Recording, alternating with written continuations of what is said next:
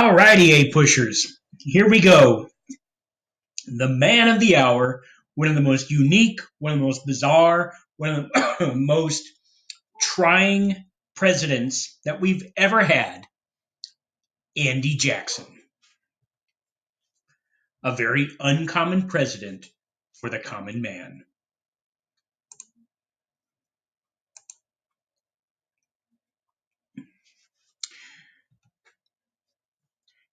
So he's called Old Hickory because of his toughness. He grows up, um, he actually is born in North Carolina during the American Revolution.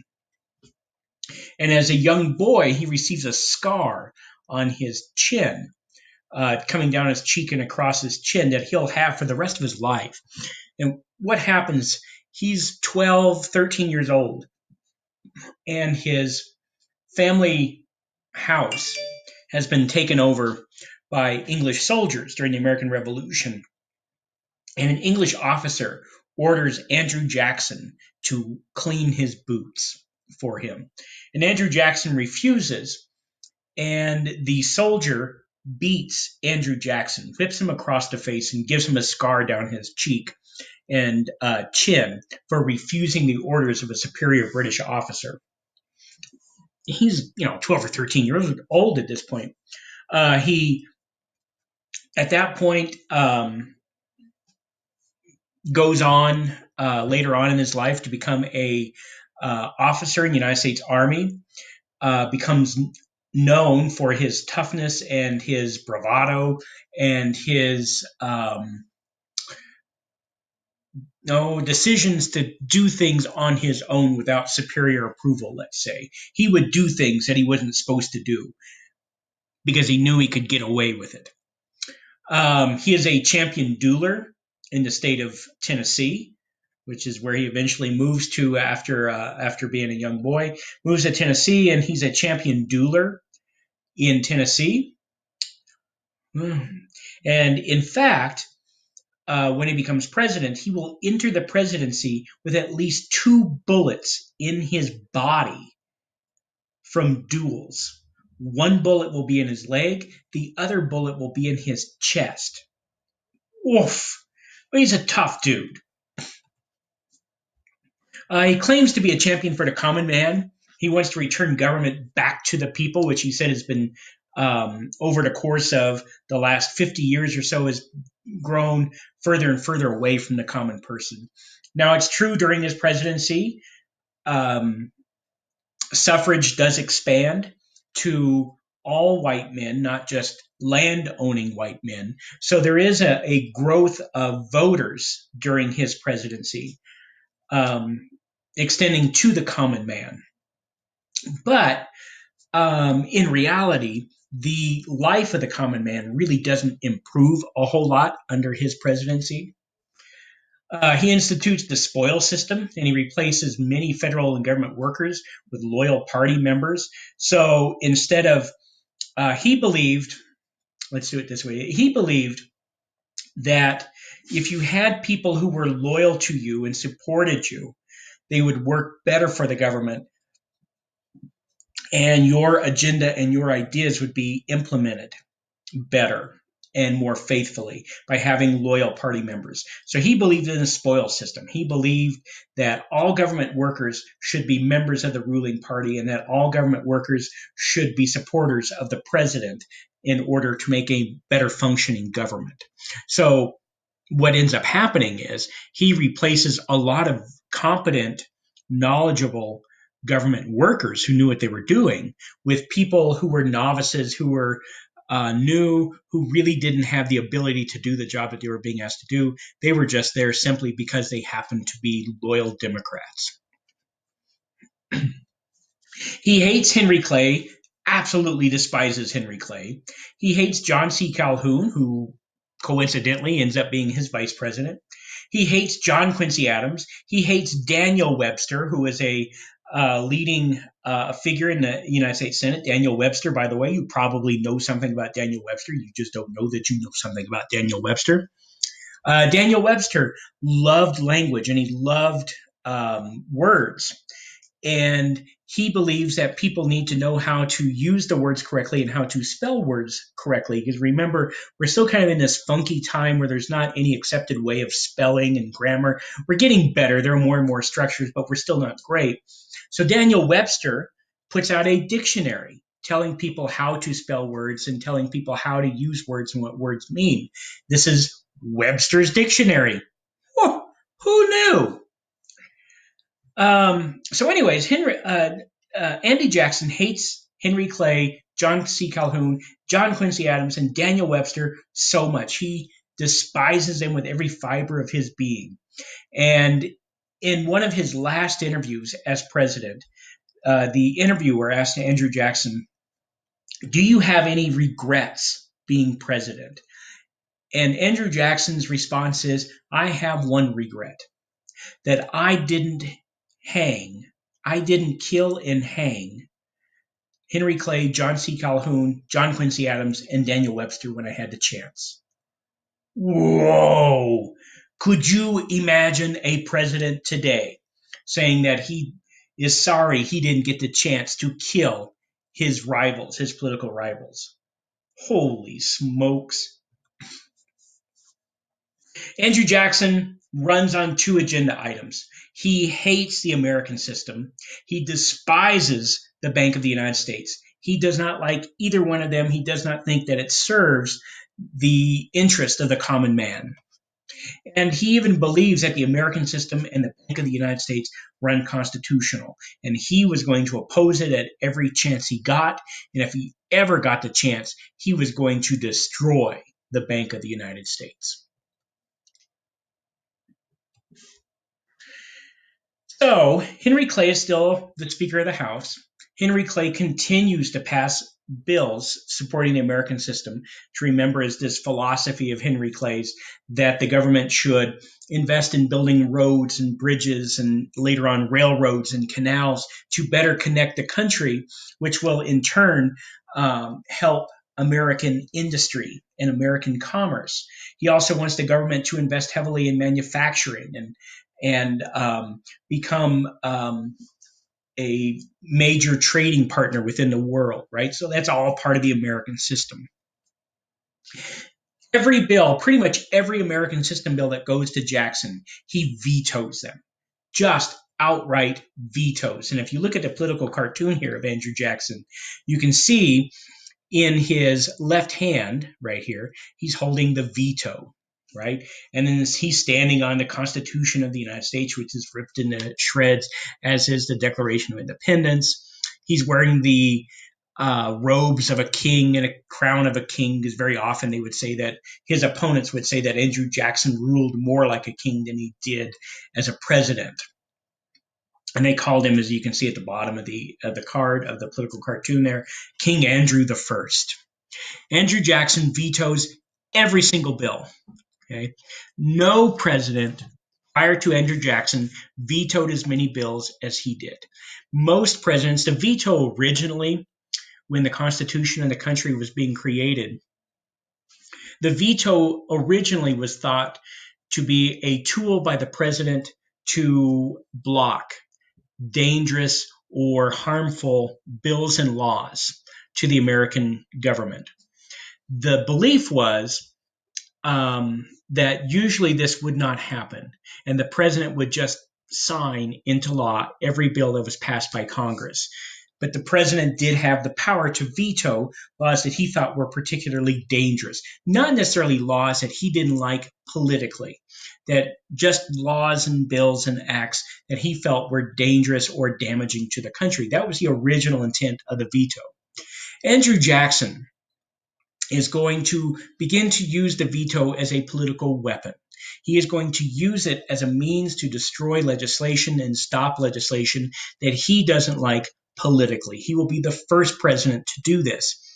Most presidents before him vetoed maybe 2 or 3 laws, maybe 5, their entire presidency.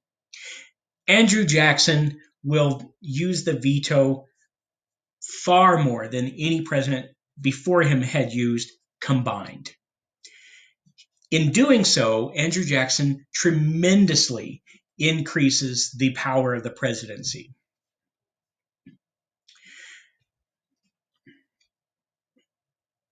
Next big issue. As we're continuing to move further and further west into the frontier, we continue to run into more and more problems with Native Americans. And so several states out on the western frontier began to pass laws requiring Native Americans to move off their land and allow settlers to claim that land, to free up and open up land for settlers by moving the American Indians out of the way. Now, Jackson supports these laws. Jackson believes that American Indians are inferior to white Americans. He did not think that they had a right to be there, and it was better if they just got out of the way. Okay? Now, Georgia, which has a lot of Cherokee in it, Georgia passed a law saying that the Cherokee had to, leave their land and open it up for settlement. Now, the Cherokee are a unique Indian tribe, American Indian tribe, in that they are literate. They know how to read, they know how to write. Most American Indian tribes only have an oral language. They don't have a written language, so they don't have a need to read or write. But Cherokee were different. And the Cherokee also, since they were in Georgia, had a lot of contact early on with English settlers. So the Cherokee became very well versed in English law and then eventually American law.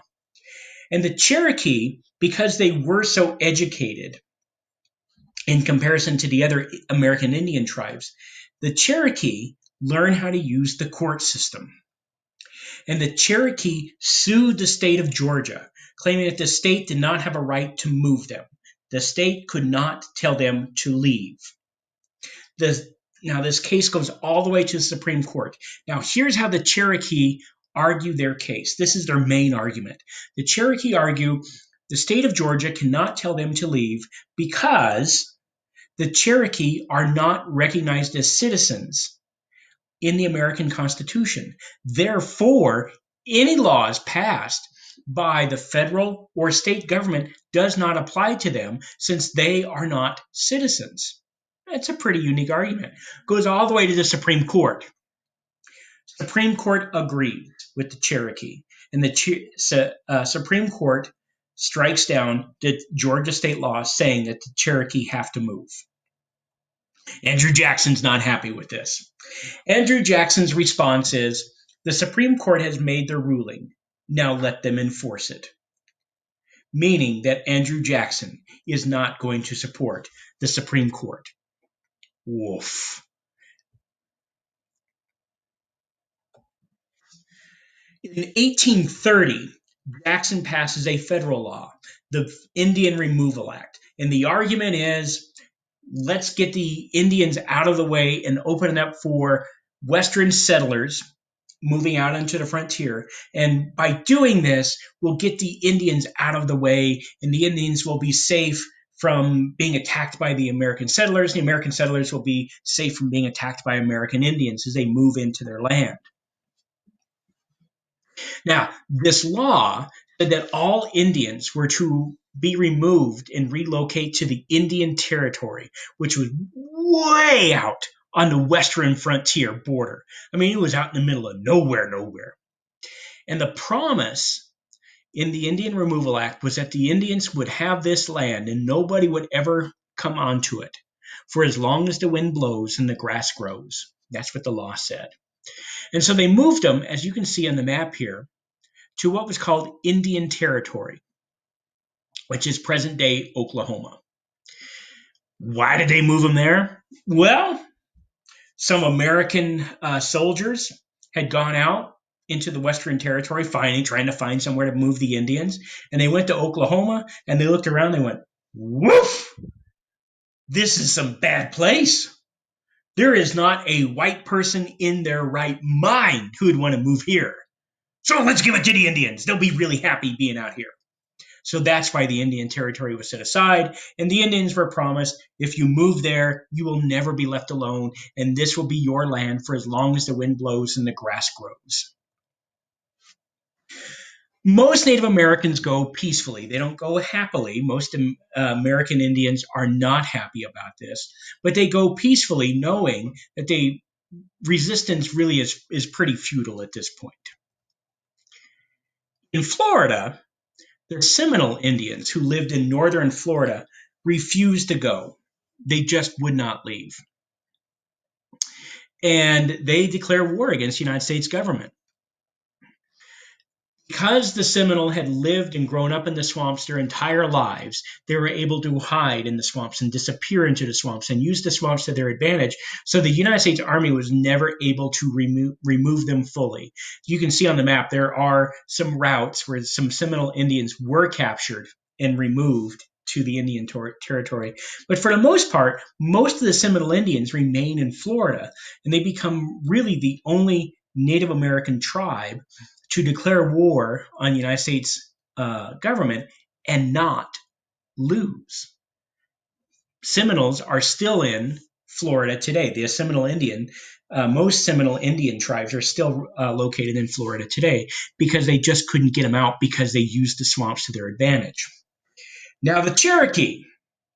Andrew Jackson has something special for the Cherokee because the Cherokee had challenged the state of Georgia and gone all the way to the Supreme Court. Andrew Jackson was going to make them pay. Instead of loading them into wagons and onto horseback and taking them to the Indian Territory that way, Andrew Jackson is going to make the Cherokee walk the entire distance. The Cherokee would be allowed to carry what they could carry in their arms, and they were going to walk relentlessly to the Indian Territory. Along this route, over 25% of the Cherokee Nation dies during this forced march to the Indian Territory. And this is known as the infamous Trail of Tears. And there's a depiction of the Trail of Tears. They force them to walk through the snow. They force them to walk through the heat. They force them to walk in blistering sun, in bitter winds. They force them to walk all the way to the Indian Territory. Oof.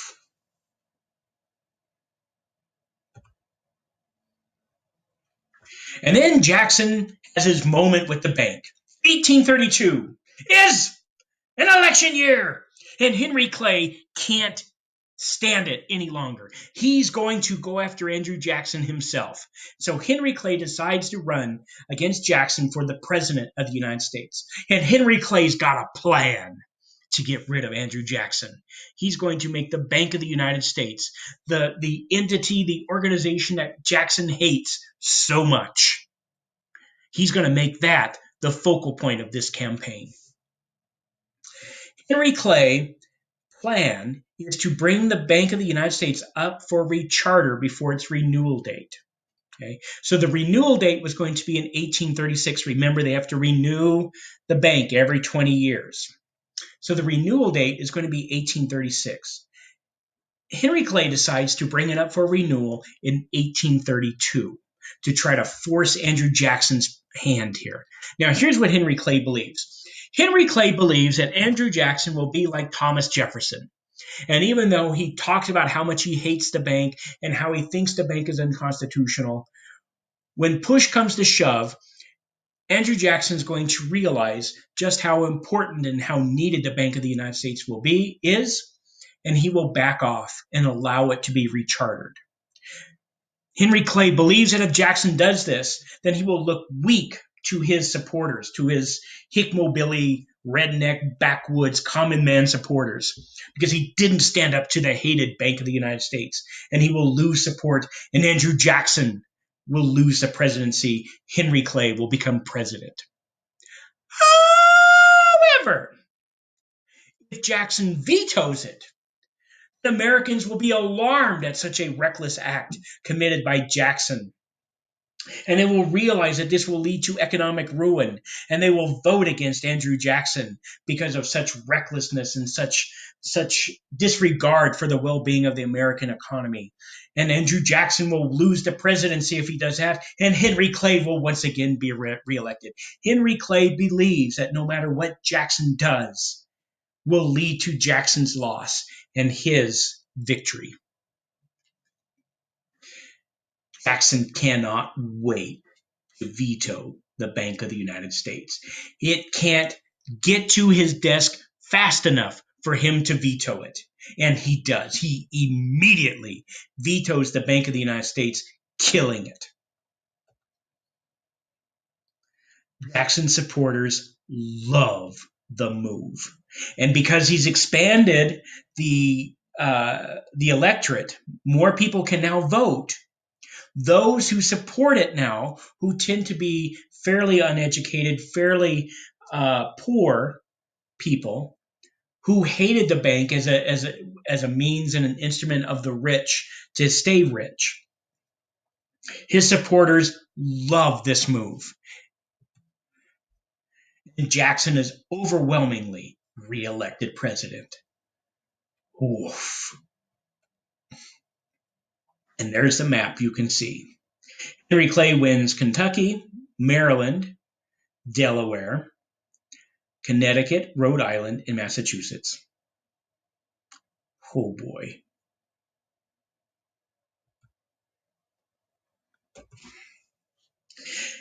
So now Jackson's destroyed the bank. So now Jackson begins to withdraw all of the federal money out of the bank. He begins to withdraw it. And he says, this is the people's money. It should be deposited into the people's banks. And he begins to deposit money from the United States Bank into smaller banks all over the country.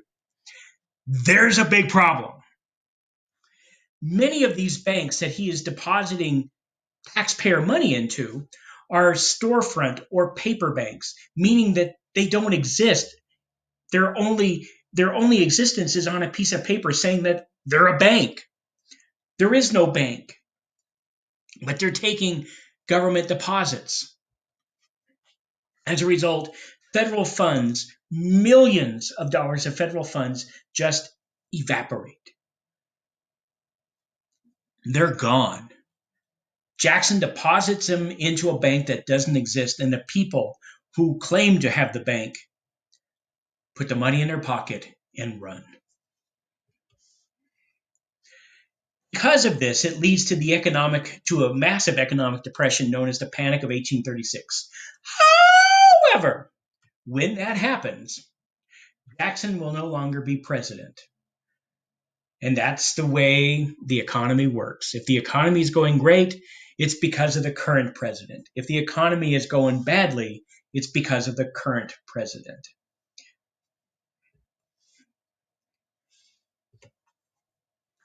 There is one more big moment in Jackson's presidency. One of the few American system bills that Jackson signs that he does not veto was a tariff of 1832. Now remember, a tariff is a tax on imported goods. And this tariff dramatically increased the taxes on some imported goods. Now, the South hates tariffs because the tariffs only benefit the North. The North has all the manufacturing. The North has all of the factories. The South doesn't have any of that. So the North gets the benefit of this because the tariff increases demand for the factory-made goods of the North. And so the South calls this the tariff of abominations. Whoa. South Carolina passes a law called the Nullification Act. South Carolina, which has a very large port, one of the largest ports in the United States, Charleston, South Carolina says they will not impose this tariff on any trade coming into Charleston.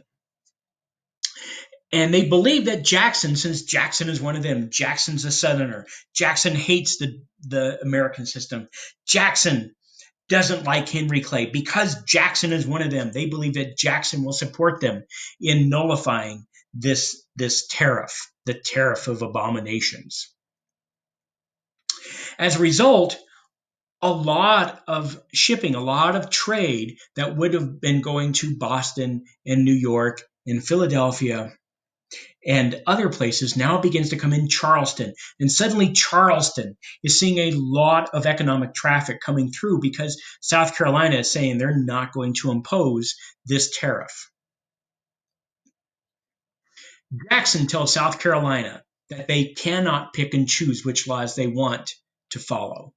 Jackson says federal law is federal law, and federal law can never be overridden by state laws. If states are allowed to pick and choose which laws they will and will not follow, then in essence, we don't have any laws for the country, and we will have chaos reign. We'll have anarchy. You cannot deny federal law. And Jackson says, it doesn't matter if you don't like this law, you have to impose it. South Carolina says they won't, and South Carolina threatens to secede. Ooh, sneak preview coming attractions. South Carolina says we're not going to impose this tariff, and if you try and make us, we will leave the country. So in 1833, as a response to this, Jackson tells South Carolina, you will enforce this tariff. And if you will not, and if you attempt to secede, I will send in federal troops and conquer and occupy South Carolina and force you to impose this tariff. Essentially, I will conquer you like a foreign nation, and I will make you do what we want you to do. Ho, ho, ho, ho. Things are getting crazy now. Henry Clay, who does not want this to happen. Henry Clay knows in order for the American system to work, the country's got to stay together. And if we have federal troops invading the South and the South threatening to secede and states choosing not to impose taxes, this will be chaos and this will ruin the American system, and the American economy will never be, should be, can be what it should be someday. So Henry Clay comes in to the rescue. Henry Clay goes to South Carolina and says, if I lower the tariff, would you agree to enforce it? Would you agree to apply it?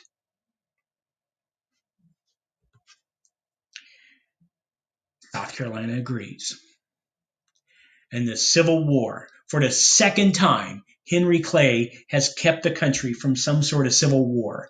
He did it the first time with the Compromise of 1820. He does it again with this compromise over the nullification. This is known as the nullification crisis. All right, so we give him to 1836, which is election year. Now, if ever there was a president who was going to run for a third term, who loved being president, it's Andy Jackson. Andy Jackson loves being president. The Democrats ask Andrew Jackson, will you run for a third term? Andrew Jackson says, no. 2 terms was good enough for Washington. 2 terms was good enough for Jefferson. 2 terms was good enough for Madison and Monroe. 2 terms is good enough for me. So Andrew Jackson continues in this precedent set by George Washington of 2 terms as president. So now the doors are wide open to be president in 1836. Andrew Jackson says my vice president, his current vice president, he got rid of John C. Calhoun because remember he wanted to hang him and kill him and all this stuff. He endorses his vice president, Martin Van Buren, to be his successor. The Whigs, which is now the opposition party, remember for a long time we had the one party. We had the Democratic Republicans who then kind of morphed into the Democratic Party with Jackson, the modern day Democratic Party. So now Henry Clay and those who opposed Andrew Jackson begin to call their political party the Whigs, which is, I have no idea why it's called the Whigs. They didn't wear wigs necessarily, but it's named after the opposition party in England at the time to the King of England. They were known as the Whigs. And since Henry Clay and Daniel Webster thought of Andrew Jackson as a king and they were opposing him, they too called themselves the Whigs. So they run war hero from the War of 1812, William Henry Harrison, because Americans love our war heroes. Like we love to vote for war heroes. So William Henry Harrison, the other war hero from the War of 1812. And they run a bunch of other guys, 3 other guys, against Martin Van Buren, believing that if we give people options, at least the Whigs have more candidates, so the Whigs will win the presidency. Martin Van Buren, because he is endorsed largely by Andrew Jackson, wins. And he inherits a mess. He inherits slavery, Western expansion, and the impending economic crisis that's coming because of Andrew Jackson depositing money into banks that don't exist. And Andrew Jackson goes home to his home in Nashville, a hero. All right, we're all done with notes. Have a good one, Panthers. We'll talk to you later.